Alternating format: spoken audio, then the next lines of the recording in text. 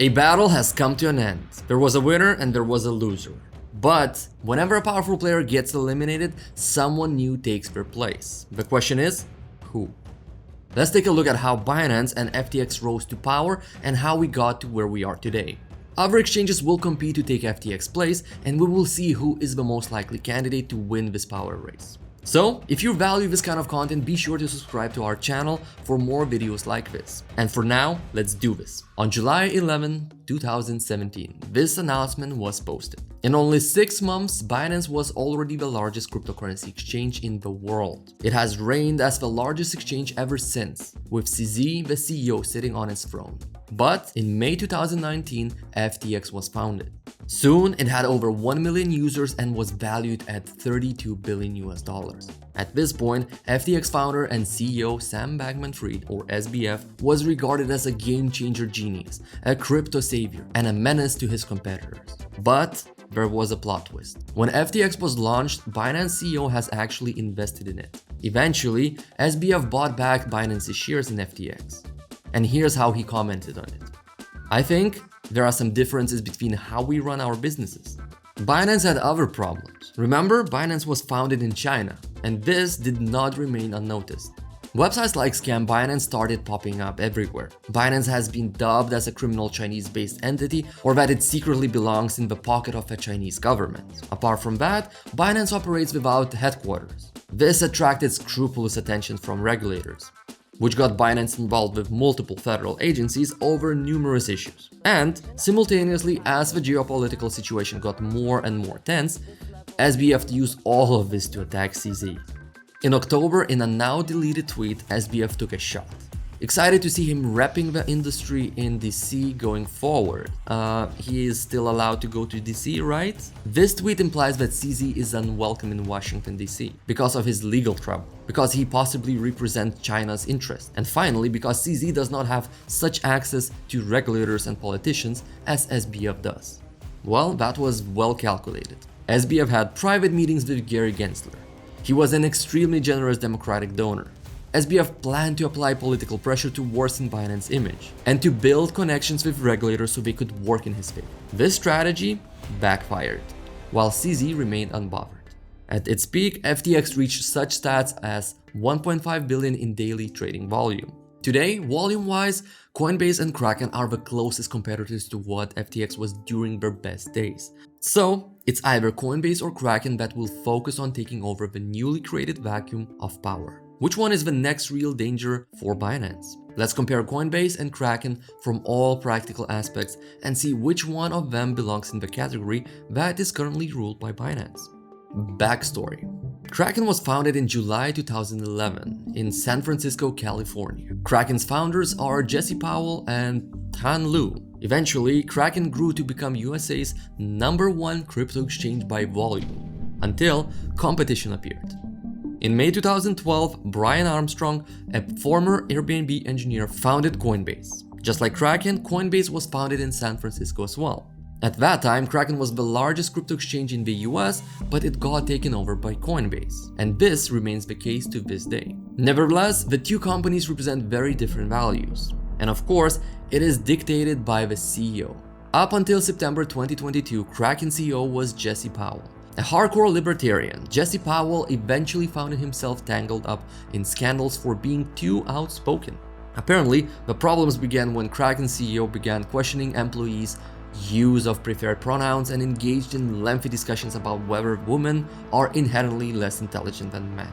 Wow. He opened up a Slack channel solely for this purpose of such discussions, only to eventually announce that those who disagree with his values should leave the company. Later, he prepared a manifesto-like document in which he described Kraken's libertarian values, and said that such discussions end up triggering people and it's time to go back to dictatorship. Such social discourse created a lot of fuss and ended up in Jesse Powell leaving the CEO's chair and handing it over to Dave Ripley, Kraken's longtime chief operating officer.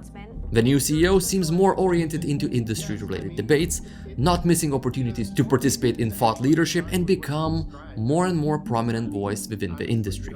This may help put Kraken back on track business-wise and reduce the culture wars that they as a company have been involved and associated with until now. Coinbase, on the other hand, has a very different approach towards situations like this. Here, take a look at this clip from Lex Fridman's interview with Brian Armstrong. What I meant is that there's a lot of companies right now, including tech companies, but not exclusively, where, I think like great companies, they have an important mission. They're trying to do something really good for the world. Unfortunately, they're getting a little distracted from that at times because of employee activism. What he's describing here is a blog post written by him, which details Coinbase work culture. Brian Armstrong emphasizes such rules as we won't debate causes or political candidates unrelated to work or take on activism outside their core mission at work. Therefore, if a topic is unrelated to the company's core mission, it will not be talked about at work. This puts a strong contrast between the two exchanges, but Coinbase often refers to their core mission, so what is it? And does Kraken have one? Well, Coinbase states its mission very clearly. Coinbase's mission is to create an open financial system for the world. This means that we want to use cryptocurrency to bring economic freedom to people all over the world. And this is how Brian Armstrong defines economic freedom.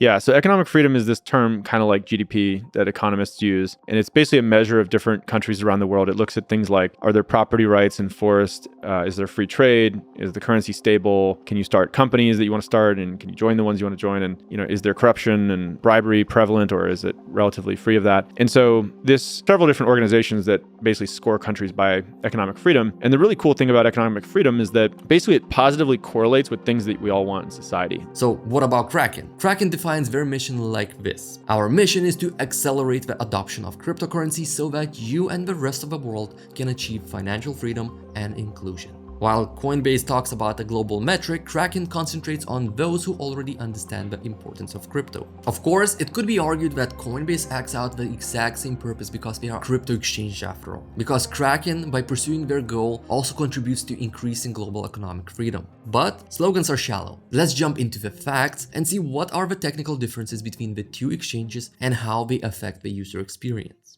First factor, the number of cryptocurrencies supported. Kraken supports over 120 in the US and over 160 worldwide, while Coinbase supports over 150. So, if you are from the US, Coinbase wins here. Apart from that, they're pretty similar in this regard. Second factor, the minimum required amount to buy crypto. On Kraken, it depends on cryptocurrency. While Coinbase applies one fixed amount of $2, that's a win for Coinbase, only if you are a beginner. Fixed amount leaves less room for confusion and makes everything clearer. But if you're more advanced, Kraken flexibility can come in handy. Third factor, fees. This one's simple. Kraken applies up to 0.26% fees per trade.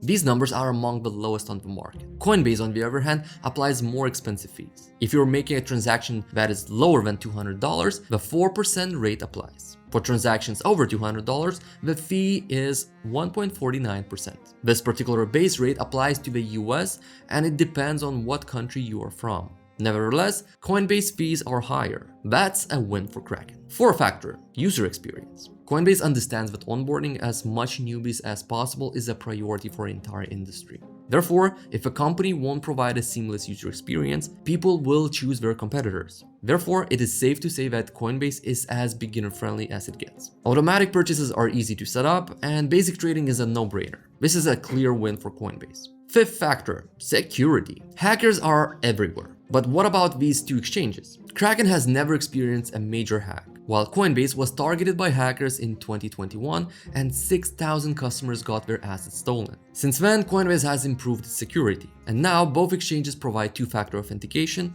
for security and pay attention to their security protocols. So here, Kraken gets the point. The last factor, crypto wallets. Coinbase has a Coinbase wallet. Kraken doesn't offer one. Even though Kraken provides the ability to hold your assets in cold storage, meaning offline, Coinbase provides a self-custody crypto wallet. So that's a plus for Coinbase, especially if you're a beginner and want to get your first crypto wallet. After all, you could say that these exchanges cater for different audiences. If you're seeking a beginner-friendly experience, Coinbase is definitely the winner. Kraken is for more advanced traders. Nevertheless, this may change. Both exchanges will face each other in the battle of becoming the #1 competitor of Binance. And in order to grow, they will have to introduce new ideas. But there's one more important detail in this story. Both Kraken and Coinbase are West-oriented companies. But keeping in mind the techniques that SBF tried conjuring, new out-of-the-box solutions might get put into play by competing parties. And just imagine if China announced that they're lifting their ban on crypto. Which exchange would Chinese user pick? Preparations and strategy will be key. So what do you think? Which crypto exchange is most likely to truly challenge Binance? Be sure to leave an answer in the comment section below, and see you in the next video.